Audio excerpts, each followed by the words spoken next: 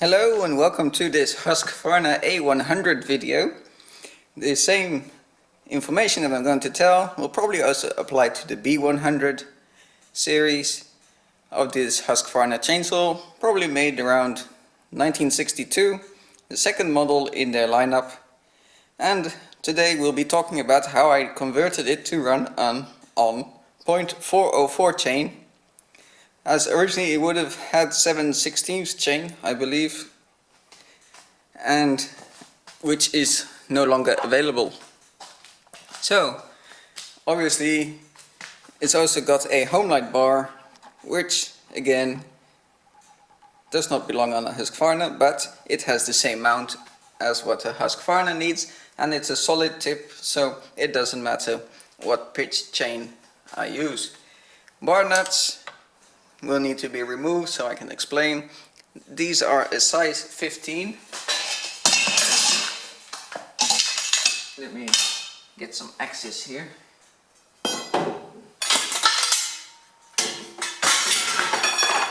Okay.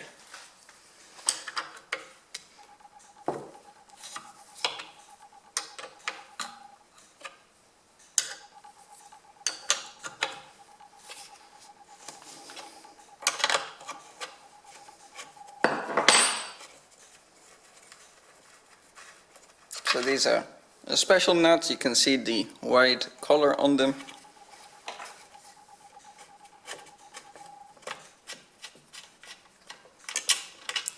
Now we remove the oil pump housing, clutch cover housing, and the manual override. So this one actually does have automatic oil pump.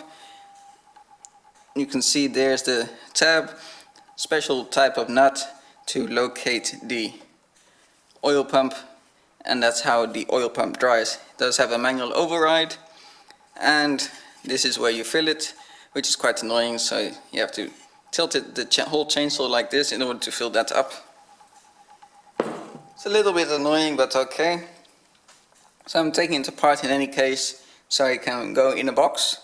I have to clean off all the oil, drain the fuel, clean, and then it can go in a box, and we'll see it again in France. But I thought before I do that, I might as well go through all of the conversions that I did, so I could cut with it once in a while. It's a very heavy chainsaw. It's a slow chainsaw. It's not something I'm going to use a lot, but once in a while I do like to start it up and listen to it run. And then I like to run it with a chain. So as I say, it's got 0.404 chain. This has got a 21-inch bar, I think it's 21-inch or something like that. In any case, it fits perfectly. So I'm going to remove this nut so I can show you exactly what I've done in order to run it on 0.404, because again, sprockets, Husqvarna A100 sprockets you will not find. I do still have the original sprocket to run the original chain on it, were I ever to find the original chain to make it officially complete. But for now, this is how it's set up.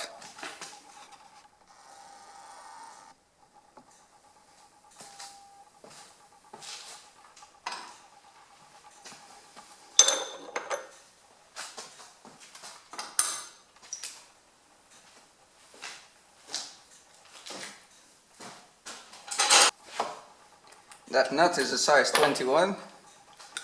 I'll use the impact on it.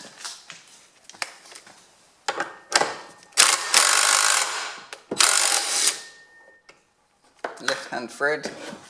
So as you can see, the nut and the washer is one big unit. So here we have the sprocket.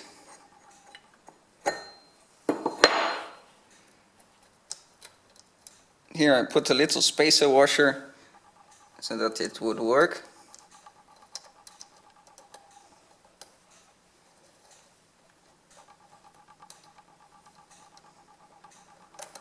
Just fighting me a bit now. There we go. Then we got here a bearing. That's a sleeve. got another washer, and then the clutch should just come right off.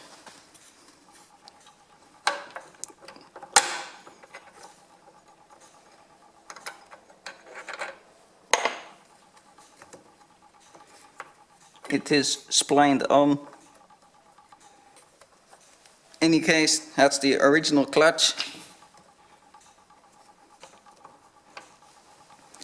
So this drum is a Stihl A100 drum that I have shaped. I have ground down this side here. It's not completely straight. I didn't have a cut-off saw that would be best for it, but that's basically it. I did buy later on one with a pinion and a rim. Haven't installed that yet, as this is still working fine for that use, that twice a year use. But this would be easier to cut, and then once that's done, pretty much you never need to look back. You just change the rim out once in a while and it's done. But this was just as an experiment, so that does work. Now as I say, it's a little bit stuck on the splines, otherwise I would show it to you, but it doesn't want to play along today. Okay, so I managed to put this triangle back on. I've got the washer on and the bushing, or the spacer. Then the bearing I forgot to tell. I believe it's a Stihl 08S bearing, and then I've ground it down a bit for it to fit again. It's not straight, but it does the job. Then we've got the clutch.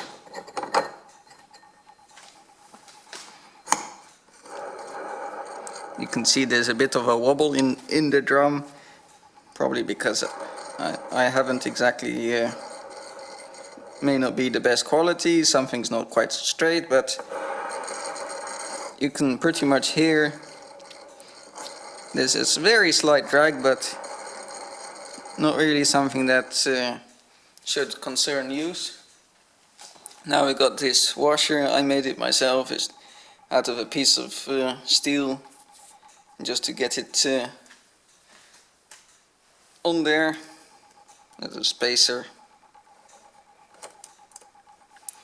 Then we've got the nut.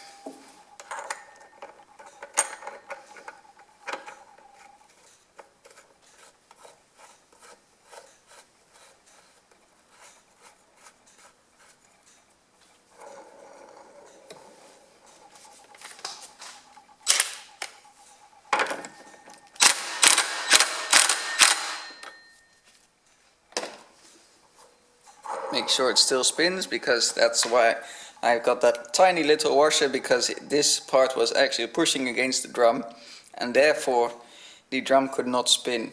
So just make sure it continues to spin, and basically that's it. And then that's basically how I converted it to run on 0.404. Hope it helps you out. And don't forget to like and subscribe, and I'll see you on the next video.